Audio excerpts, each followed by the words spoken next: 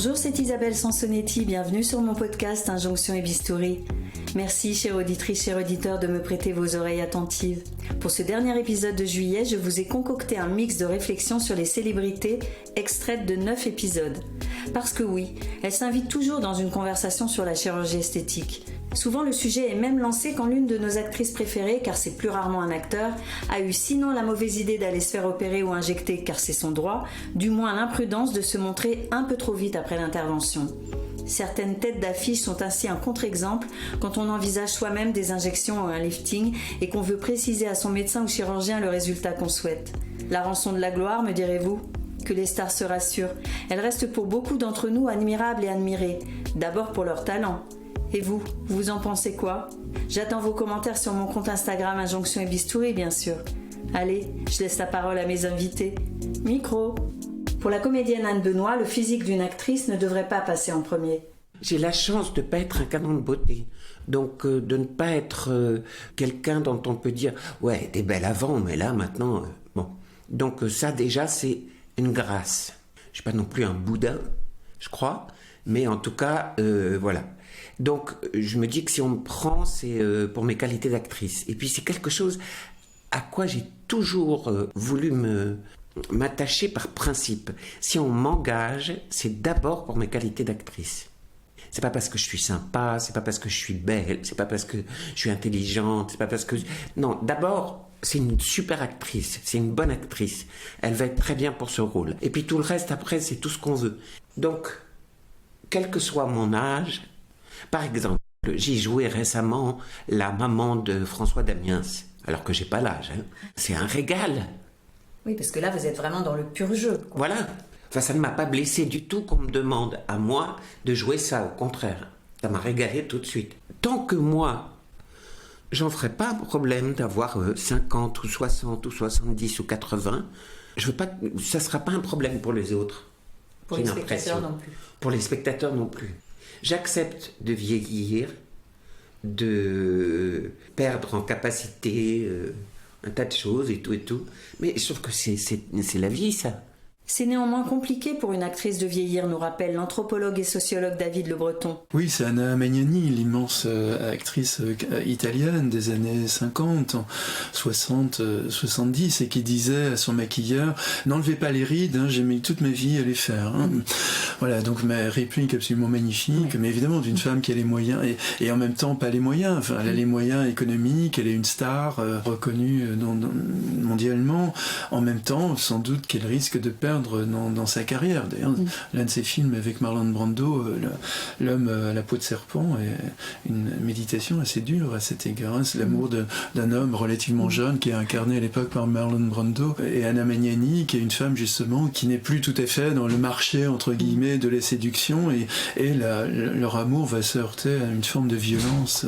Un très beau film, très dur, mais quand je l'ai vu, je me suis dit chapeau à Anna Magnani d'accepter de jouer un rôle où elle n'est pas vraiment pas à son avantage, même si elle est toujours aussi séduisante, je veux dire, mais on voit l'écart d'âge entre Marlon Brando et elle. On a aussi beaucoup reproché, évidemment, les féministes ont beaucoup reproché à ces femmes qui procèdent à des chirurgies esthétiques de donner un mauvais exemple, entre guillemets. Hein. Je cite quelque part Cher, la comédienne et la chanteuse, qui disait peu importe l'âge que j'ai, ce qui m'importe, c'est uniquement l'âge que je peux paraître, parce que sinon je vais tout perdre. La perdre, ce sur quoi elle a vécu toute sa vie, c'est-à-dire sa séduction, son talent d'actrice, etc. Mais elle fait partie aussi des comédiennes, ou elle a fait partie des comédiennes, avec Jane Fonda notamment, qui sont stigmatisées parce qu'elles refusent de vieillir, elles recourent à tout un tas de stratagèmes, et un certain nombre de féministes n'aiment pas ça du tout, parce que pour elles, c'est se plier évidemment à la domination masculine, au regard des hommes, oubliant qu'il y a aussi le regard sur soi. Rappelez-vous Marilyn Monroe d'ailleurs, qui avait une très très mauvaise image d'elle-même, liée à son histoire, le manque de sa mère, l'absence du père, etc. Donc elle avait une vision très dépréciée d'elle-même. Et aujourd'hui, quelle est finalement l'icône absolue de la beauté dans le monde ? C'est Marilyn, parce qu'elle est sur les frigidaires ou dans les chambres de Japonais, de Chinois, de Boliviens ou de Parisiens, quelque chose de magnifique. Et aujourd'hui, on se dit aussi qu'elle correspondrait moins critères de beauté d'ailleurs. Ça revient, les corps pulpeux comme Marilyn, puisqu'il y a Kim Kardashian. Oui, tu avais raison. Non, je sais. Donc, en même temps, pendant longtemps, je me rappelle d'une adolescente qui m'avait dit quoi, Marilyn Monroe, la plus belle femme du monde, mais c'est une grosse vache. Voilà. Donc, vous voyez l'intériorisation de ce mépris des autres femmes, d'ailleurs, cette subordination à la domination masculine, c'est assez vertigineux. Un rôle d'époque peut-il s'accommoder du visage refait de l'actrice ? Rien de moins sûr pour Claire, avec qui j'ai eu le plaisir de converser au tout début de l'aventure de ce podcast. Ce côté des stars, oui, qu'on critique, je pense que ça rejoint l'idée, on leur en veut de se changer. Et puis il y a un moment aussi, on regarde un film et le visage est tellement différent de ce qu'on a eu l'habitude de voir, ça focalise l'attention et limite on rentre pas dans le film. Moi je sais que ça m'est arrivé plusieurs fois, notamment par exemple avec Nicole Kidman, que je trouve une actrice incroyable, mais récemment, il y a plusieurs séries que j'ai vues avec elle, par moments, j'étais obligée de me décentrer de son visage. Je ne suivais plus la série, en fait, parce que finalement, les actrices, on les regarde, c'est dans les films. Elles sont là pour porter des personnages. Et il y a un moment, ça va trop loin et ça empêche un peu même l'identification avec le personnage, je trouve. En fait, je pense que le tabou, c'est aussi comme on voit des ratés. Des fois dans la rue, chez les personnalités, en fait j'ai interviewé un médecin esthétique il n'y a pas très longtemps sur le sujet des actrices notamment, et qui m'a dit un truc intéressant auquel j'avais pas pensé, que justement on était très critiques parce qu'on leur en voulait d'avoir changé en fait, et de ne plus être la personne qu'on avait admirée et qu'on avait aimée. Moi, plein de fois, je me suis dit sur des actrices, mais pourquoi elle a fait ça ? Elle était magnifique, elle avait une belle structure de visage, elle aurait été sûrement très belle sans rien faire. Enfin, si chacun d'entre nous, on y pense vraiment, si on se voyait tous les jours en 4x3 sur les affiches, dans les films, je pense qu'on aurait peut-être du mal à se supporter et j'imagine que ça doit conduire à certains excès. On peut trouver inspirante une comédienne qui vieillit.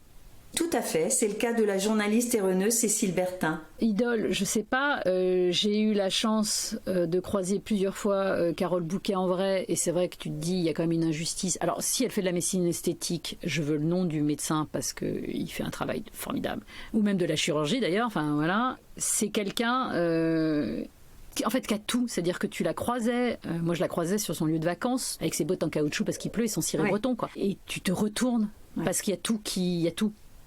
Elle rayonne, il y a un charisme, quand on dit le charisme, ça fait partie des personnes.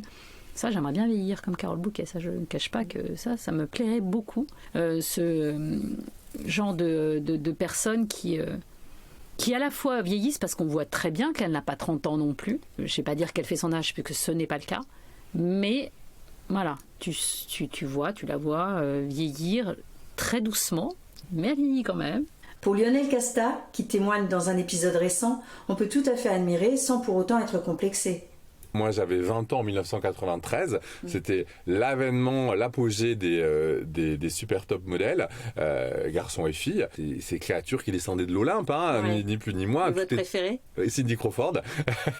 tout était parfait. Le visage, le corps, le charme, l'allure, la confiance en soi, la personnalité. C'était des gens comme ça, des êtres aboutis, complets, loin d'être idiots et idiotes, qui avaient d'autres talents d'ailleurs. Certains chantaient, dansaient, il y avait comme ça un peu des demi-dieux, des demi-déesses, et on était à une époque où ça posait pas de problème en fait, on n'était pas forcément complexé, on avait plutôt envie de les admirer, de s'en inspirer, chacun avait sa préférée, etc. Et cette perfection qui était assez naturelle en fait, parce qu'à l'époque la chirurgie esthétique existait, mais elle n'était pas de mise dans la fashion. La médecine esthétique n'existait pas. Donc on avait des gens assez naturels, et c'était bien. Regardez Jennifer Lopez. À la base, c'est compliqué quand même. Non ? Un peu courte en jambes, beaucoup de... c'est sévère. Oui, c'est sévère. Voilà, beaucoup de hanches. Et elle a magnifié le truc. C'est passionnant d'ailleurs. C'est-à-dire que le fessier qui était très prominent, elle l'a en fait, il est dur, sport, il est en fitness, etc. Ouais. Les jambes sont, j'imagine, massées et massées, désengorgées régulièrement, etc. La taille est fine, elle a développé un peu le haut. Et donc ce corps qui était un peu basique, elle a un peu magnifié. Tout est possible. Se laisser photographier sans artifice, Pas si facile pour une actrice reconnue, raconte le portraitiste Olivier Roller. Il y a quelques 2 ans, j'ai photographié une actrice française extrêmement célèbre et donc elle me donne rendez-vous dans un café et donc j'y vais les mains dans les poches parce que juste c'est hors de question de faire une photo dans un café et donc je la vois et je lui dis voilà je vous ai emmené des exemples de mon travail, on va pas faire une photo là, j'ai besoin de temps, j'ai besoin d'un environnement où on soit tous les deux et puis j'ai une idée derrière la tête et je lui montre une photo que j'ai faite de Jeanne Moreau quand elle avait pas loin de 80 ans et je l'ai photographiée en fait quasiment sans maquillage et les épaules dénudées.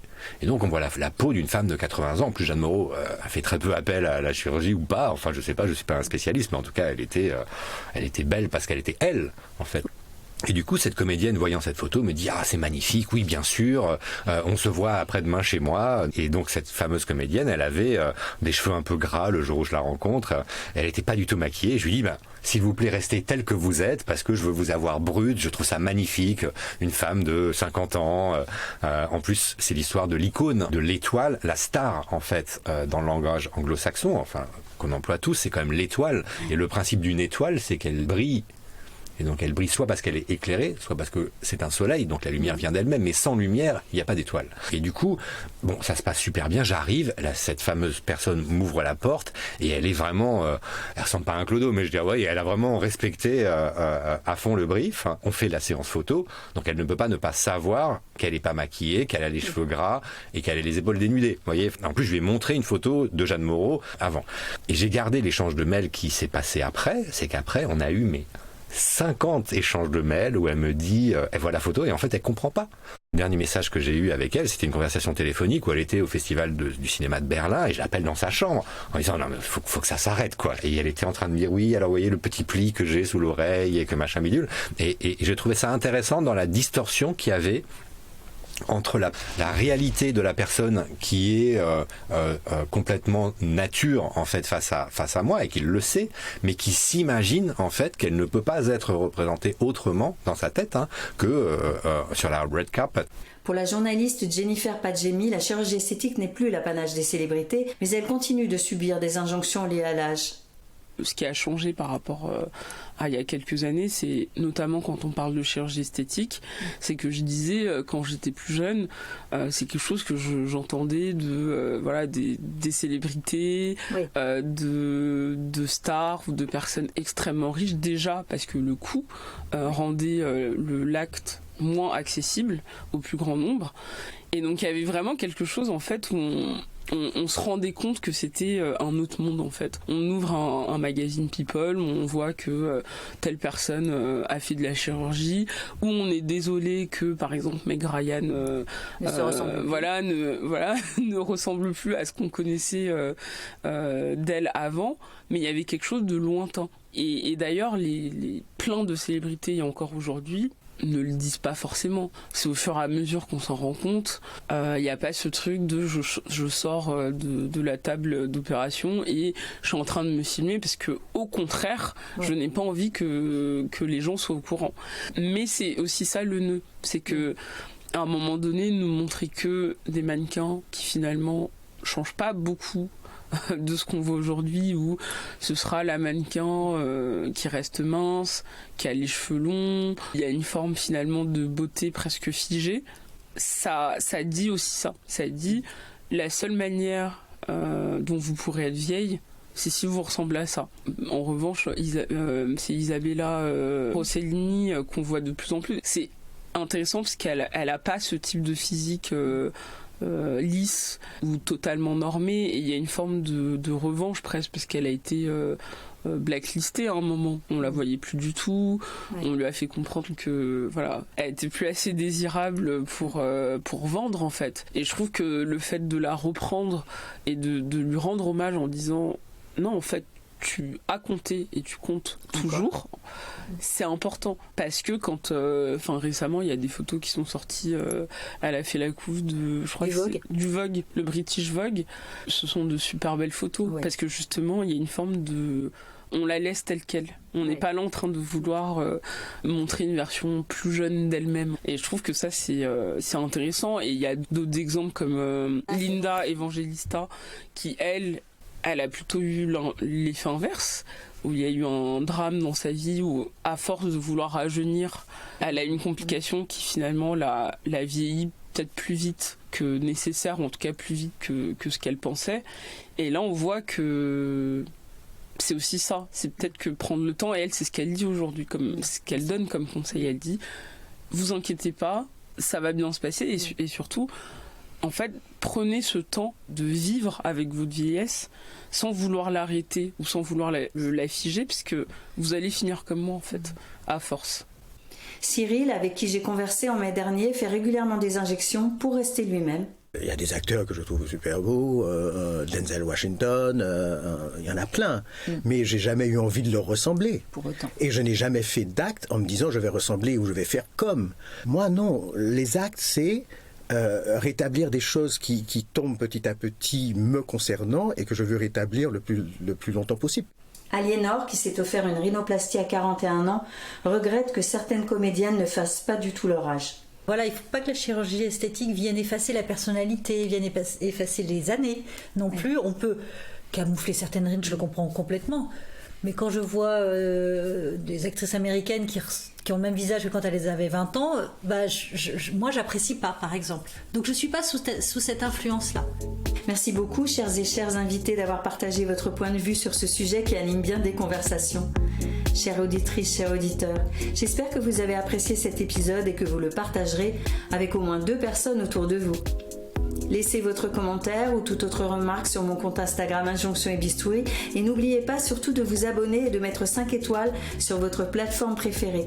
C'est précieux pour augmenter la visibilité et les écoutes de ce podcast indépendant. Allez, je vous laisse. Passez un bel été et à vos écouteurs début septembre pour un nouvel épisode sans retouche.